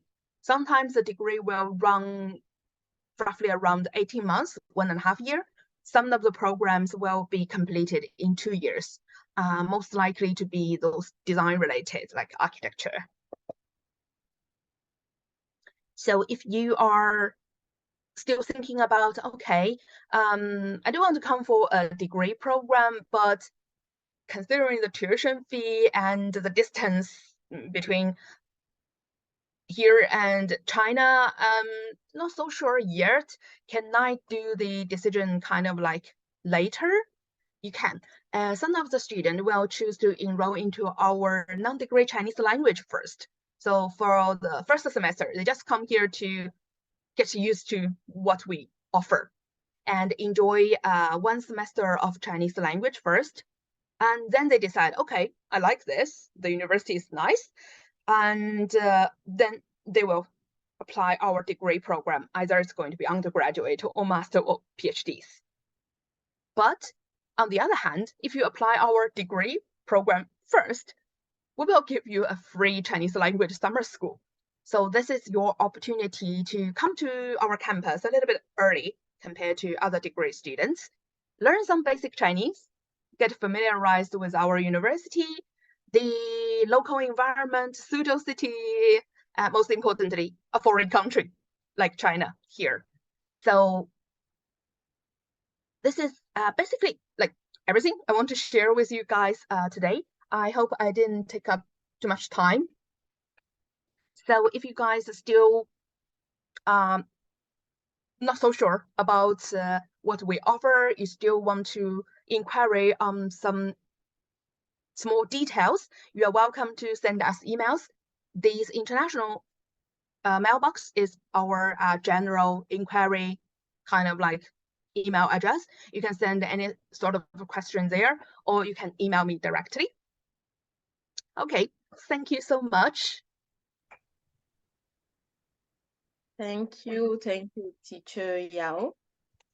Thank you so much. Dear participant, I think you have one foot in China. You have gotten even to learn some few Chinese words such as Dushu, and also you had the trip in Suzhou, City. Thank you once again, Teacher Yao, for introducing the available programs from Xi'an Jiaotong Liverpool University. So as we move on, we get into our Q&A session, as I mentioned in the beginning, and we already have some few questions for Dr. Linda. I hope you are there. We have some few questions. Let's start. Okay, so the first question is the following. Is ANSWER and CSE sponsorship available for PhD researchers who are already in the midst of their research here in the university outside of China for them to complete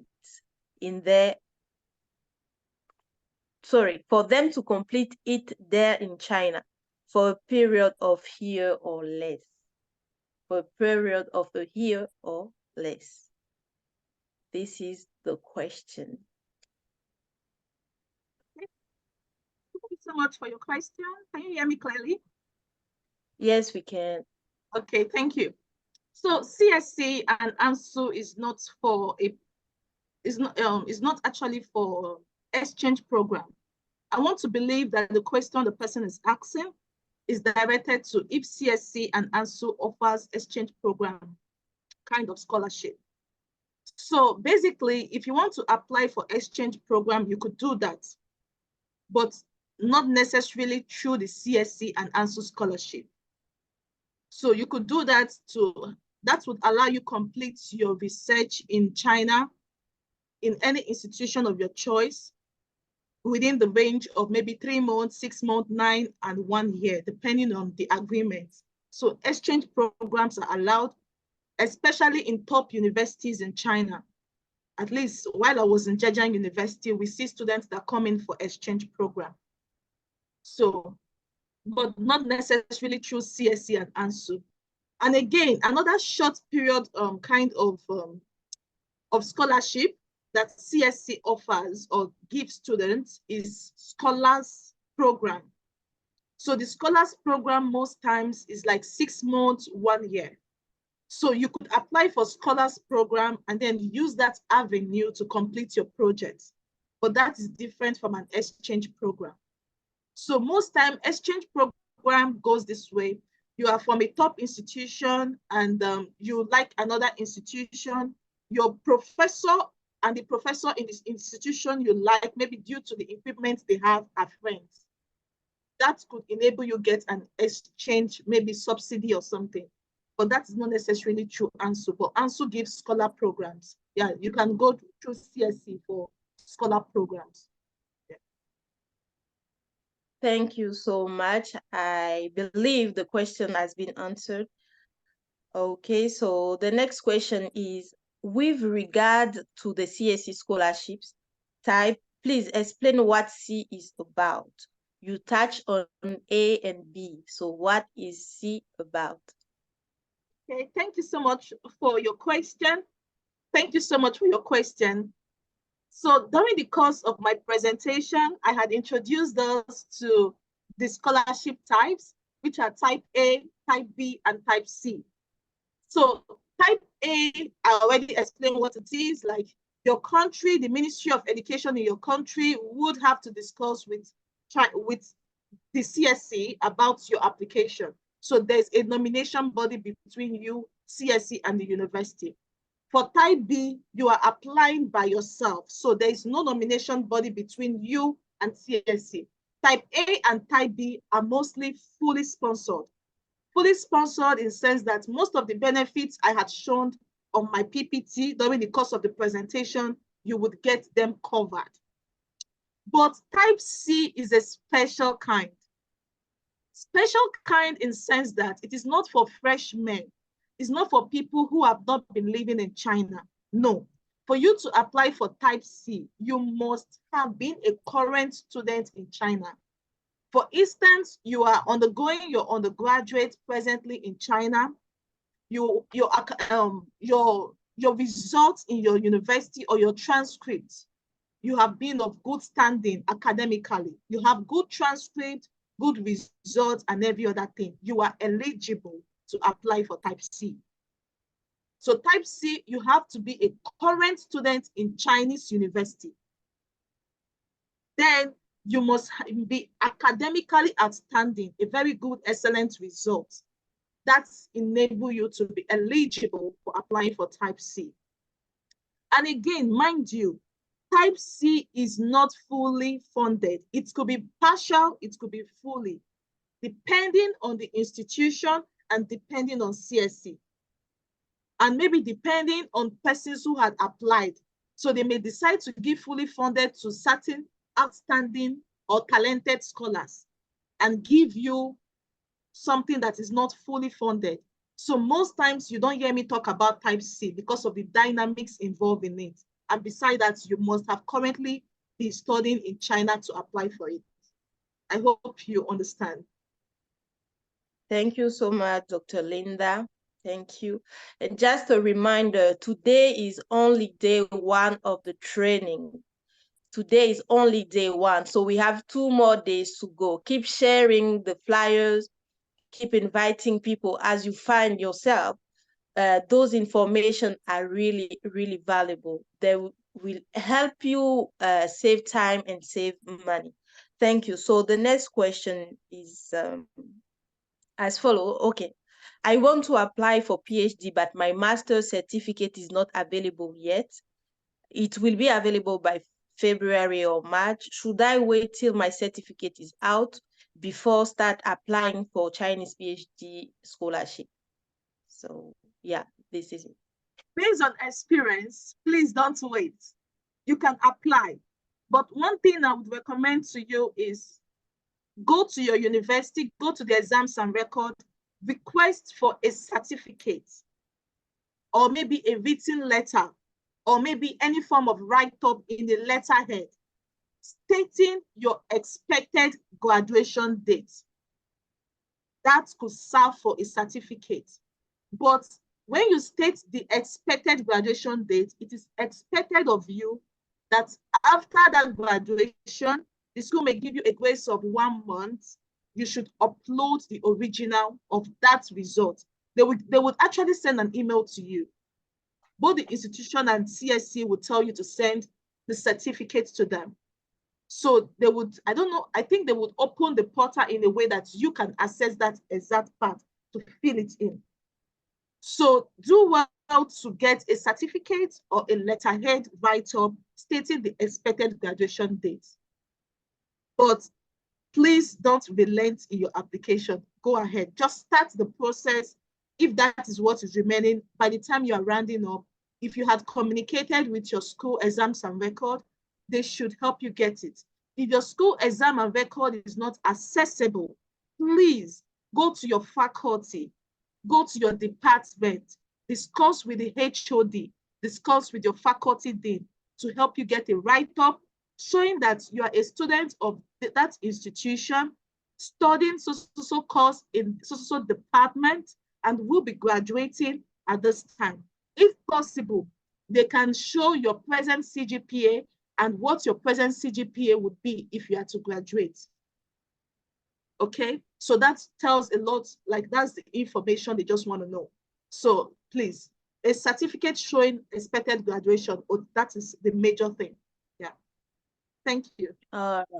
Thank you once again, Dr. Linda.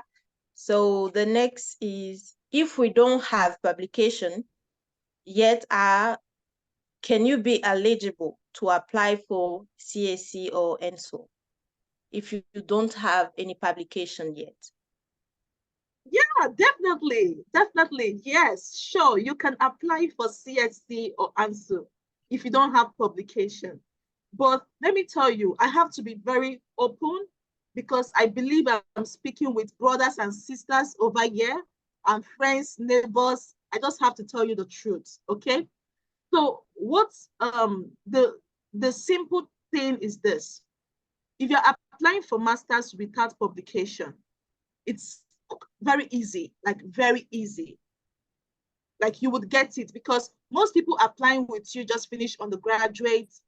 Most of them don't know how to write papers. So there are a lot of people in your bracket who don't have paper, okay? So your competitors are also in your shoe. Majority of them don't have paper, okay? So you can actually, it's easy, quite easy to be very competitive even without papers, okay? But if you're applying for a PhD, now your competitors, you are not equal with them, okay? That reduces your, like your competitive strength or power is reduced now, simply because there are people who have what you don't have, okay? So, but what I advise people is this: in order to complement for that, you have other things to showcase. You could have some professional kind of certificate that could raise the bar, okay? Like myself, I have professional certificates from Denmark and the rest of them. So even if at the time I don't have publications, when I show that I already had some certificates from international bodies, okay, that's set a bar. Okay, now I don't have paper, but I have something to compete with you. Okay, so try as much as possible. Or do you volunteer? If you have some voluntary, like who do you volunteer for? If you volunteer for a very big company or something, tell them to give you certificate, knowing that the certificate comes from Apple, Amazon, and the rest of them. It already pulls you somewhere. So you're different from, if someone has a paper, what if the paper is a pediatric paper from a pediatric journal? Okay, so you need to stay competitive, okay? So try as much as possible. You don't have paper is not a limitation. You have paper is an advantage, is a plus. But you don't have paper, please still apply. You can still compete. But if you are applying without paper, no certificates, no anything, I would just advise you to be very strategic in the universities you would select. Okay? You want to school in Zhejiang University, like where I finished from. In that situation, you might not be so much of a competitive candidate. So please, based on what you have, choose a university that would still, you can still be competitive and relevant. Okay? That's the advice I would give. Thank you. Thank you, Dr. Lena. Thank you. So the next question is, as an HND holder, can I apply to study master? Yeah. Okay, it's almost similar to the last question. Yes, HND is a degree. It's yeah, it's a degree. Some places, some universities actually merge it as BSc. They see it as BSc. So I wouldn't discourage you, apply. But the same thing I would still echo again. Be very strategic in selecting the institutions you would apply to. Okay? So as to be able to get the funding or to get the scholarship. You have HND and you want to apply to 1, 2, 3 top school in China, then there must be something outstanding about you. Have you worked in IBM before? Or maybe you have maybe you have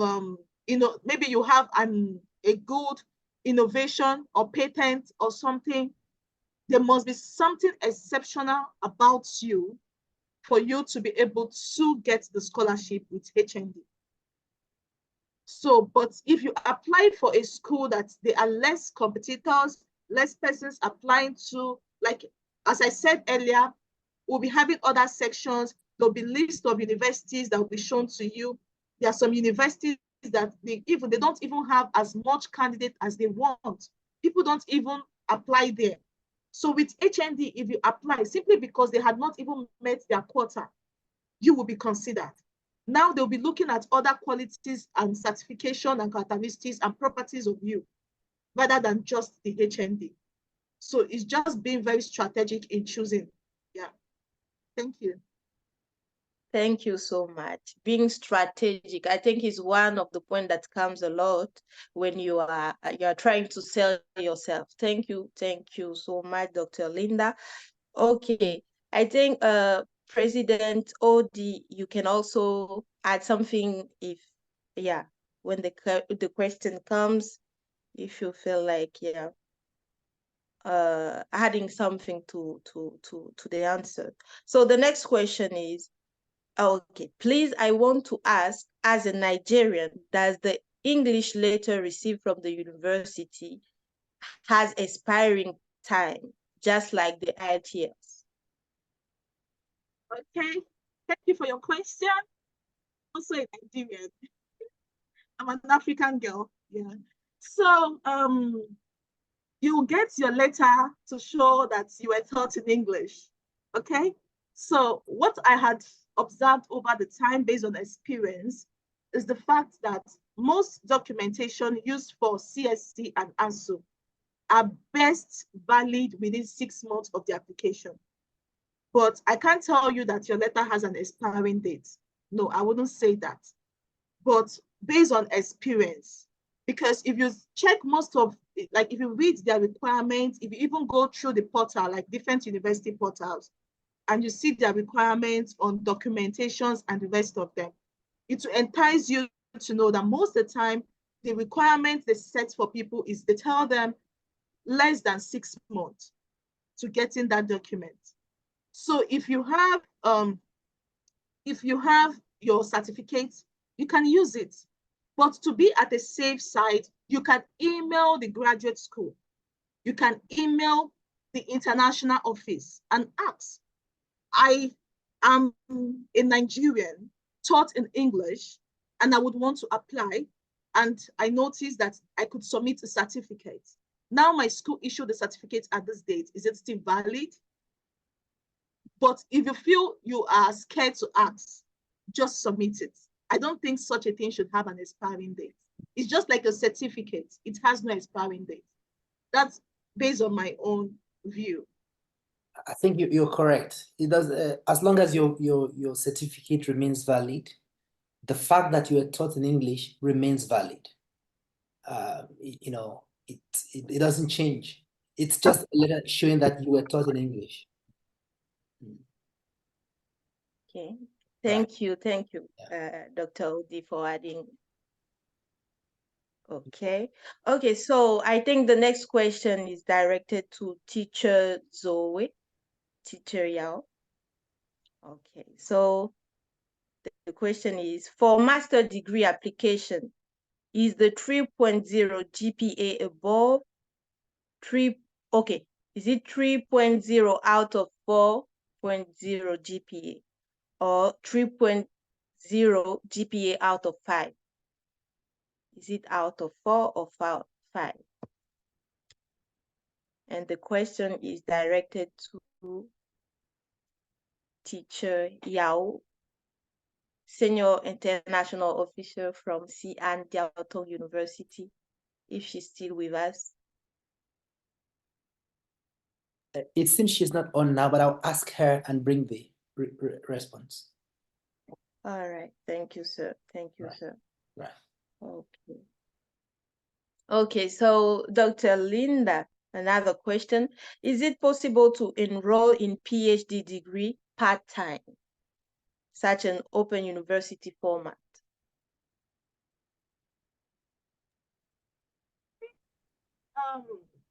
Thank you for the question. Sorry to say that you cannot do part-time with CSC and ANSU's funding. Yeah. If you are on self-sponsored, you could take a leave. Okay. So you can actually choose how you want, maybe choose a part-time course or something. But CSC and ANSU, to the best of my knowledge, most of the programs are full-time. And even you can be outside of China, like you have a time range to be outside of China and to even be outside of your university with CSC and ANSU scholarship. So please, they won't pay you So do part-time with their money and their funding. No, it's full-time. Thank you. Okay, thank you so much, Okay, so I'm a pharmacist, doctor of pharmacy, passionate of pursuing a master's degree in China. Please, which university offer a fully funded scholarship, and what do I need to put in place? Thank you. This is the question. Yeah. What university? What do I Okay. Thank you so much for the question. You're asking of what university you could apply to healthcare management. Other speakers during the course of this program will be will be showing us different universities and why you should choose them and what area of research their strength lies, okay? So do well to join subsequent sections. You'll be more informed on that. But mind you, China has a lot, over 100 universities, okay? So where you would want to study, you have to go online and check. I tell people check. If you read, you will see things. Check the professor's profile. Do they do the research you want? Healthcare management is just a broad term. What do you do in healthcare management? Some institution might be more intense in doing things that has to do with biosensors. Some institutions might be more interested in computational analysis of healthcare persons. Some institutions might be more interested in the artificial intelligence and the rest of them. Some of them will be more interested. So it depends on what strength or what area of research do a university focus more on, or do they have faculty members or professors who you enjoy or would love to do the things they are doing. So I can't just come here and tell you so university or that university. I don't think I have done justice to your question. So please do well to answer do well to attend subsequent sections. Maybe that will give you a hint on how to search for universities and how to know if that suits your course of study. Thank you. Thank you so much. So I think we'll take one more question, but be sure that we'll answer all of your questions. We kept them. And as I said, and I'm repeating, today is only day one. We have 2 more days to go, and all your questions will be covered. Thank you for your active participation. We are receiving a lot of questions. Thank you so much, but let's take another question then. Okay. When is CSC and ANSO application starting? Okay, thank you so much for the question. CSC and ANSO scholarship, the application usually starts around October, November. So, but sometimes it actually varies. So I would always tell people, check the website. And some universities, when you think CSC and ANSO scholarship just started or something like that, some universities is just less than a month, and the university scholarship that should go alongside with the CSC will be ending. Like someone applying to Zhejiang University, your CSC application should be almost done by now, because Zhejiang University school application is ending by 15th of January, according to what I saw on the website yesterday. So there are situations whereby they notice that, okay, we are expecting about 50 students to apply to our institution, and at the time, maybe they just have like 5-10 students who had applied, or the kind of competitive candidates they're expecting, they didn't get as much number of those kind of persons. They can extend. During my time, they extended. Even during the interview section, they still extended the dates. So you just have to identify these universities, keep the university's website, like if possible, pin it, so that once you open your laptop, you just check if there's a new update on the deadline for application. Okay, so it actually varies, but just know that we are in the season for CSC and ANSO scholarship application. Yeah, thank you. Thank you so much, Dr. Linda. I think the question have been covered. And as I said, we'll cover all the questions tomorrow and the day after. make sure to join again, share the flyer, talk with a brother or sister, family, let them know what is happening here. You see, those information are practical and they are really valuable. Save time and save money getting the right information on time. So thank you so much. Thank you so much, distinguished participant. Thank you for all our panelists. Dear speakers, we thank you for your participation. I will invite Dr. Saka for closing remarks. Is OAAD Vice President for East Africa. Okay. Okay. I think is teacher Zoe back with us? Yes. I think I see her. Okay. So let's get that question answered by her. Okay, so the question was, for master degree application, is the 3.0 GPA above, 3.0 GPA out of 4.0, or is it 3.0 GPA out of 5.0 GPA? This was the question.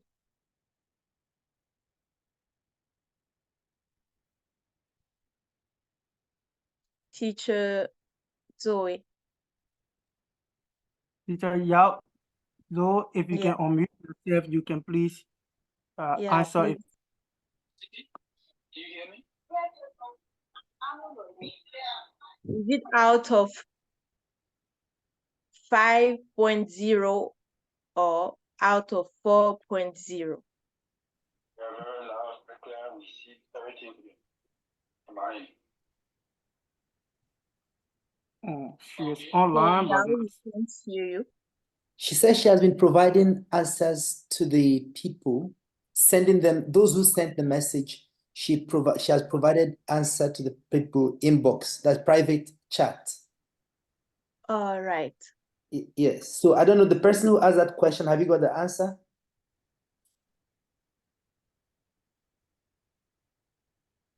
Okay, but I'm asking her directly now. Maybe she can just give me the answer. Yeah, so that we share with others.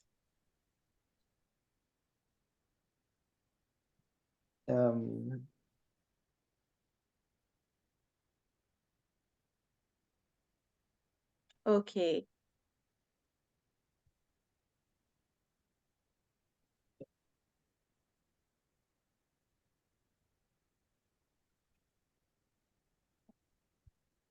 Okay, so maybe we take one more question for Dr. Linda, since we are waiting for... Okay, she said it's 3 out of 4. Okay. It's 3 out of 4. So we got this question answered. Thank you so much. Thank you, Teacher Yao. And as I said, all the panelists, all the participants, we thank you for joining. We value your time and your active participation. Let me invite Dr. Saka for the closing remarks. Is OAAD Vice President for East Africa. Okay, so I've received, let me mention that we receive all your questions. We make sure to answer them tomorrow. Yeah, all of them. Do your part, join tomorrow, and you'll have the answer. Thank you so much. Dr. Saka. Thank you so much, moderator. I hope all of us enjoyed our first session. We are off to a great start. We have covered a lot of material in a short time today, and we should have even a greater second meeting tomorrow. As all understand now, this meeting is only a first step, the first of many. I would like to thank all the wonderful people who spoke. I appreciate on behalf of OAAD, all of you for taking your precious time out of your busy personal, family, and professional schedules to virtually grace this conference with your honorable presence. We are looking forward to having you in the next meeting, same time tomorrow. Thank you so much.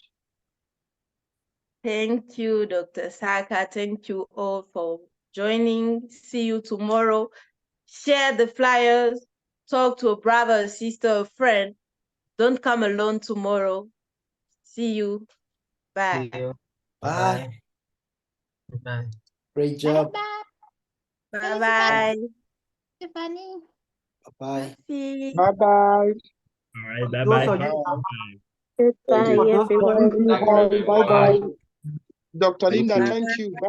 We'll see you tomorrow. Thank you. See you See you. tomorrow. Bye-bye. Bye-bye. Elua. Bye-bye. Thank Chenga. you. Bye-bye. Let me not misspell the name. Omari, see you tomorrow. Yes. Okay, see you tomorrow. Muhammad, see you all tomorrow. Thank you for joining. Thank you for the wonderful session. Bye. See you tomorrow. Thank you. I really appreciate Dr. Linda. Thank you. Bye-bye.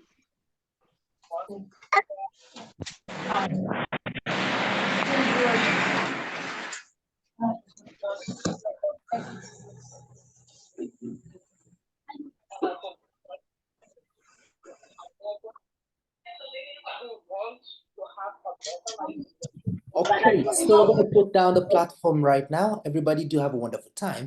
Bye-bye. Bye.